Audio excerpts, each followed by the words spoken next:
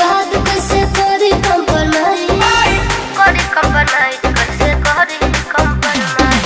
ससुरा में आके बात बोले लो ना जाई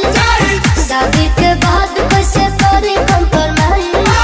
कुल भूलिया अब गरियावा तारे सरियावा तारे गरियावा तारे हमरे देन हो कि लहिका खेलावा तारे तो हमरे देन हो कि लहिका खेलावा तारे तू इनु डॉक्टर हुआ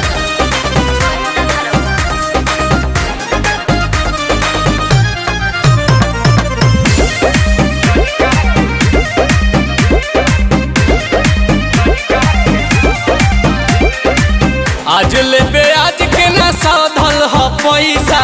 कैसे गवाइल तारा घरे सतैसा बारे बारे सुनी बतिया रे तोर बतिया बड़ी जोड़ धड़केला छतिया कैला पर फोन ना उठावा तारे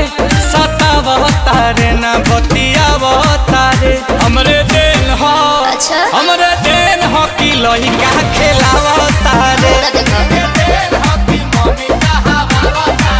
कि हमरे देन हो कि लहिका खेलावा तारे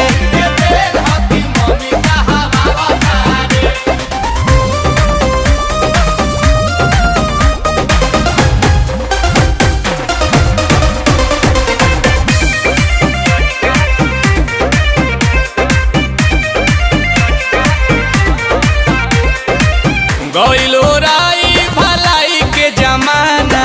प्रिंस प्रियांशु के घोटाला न खाना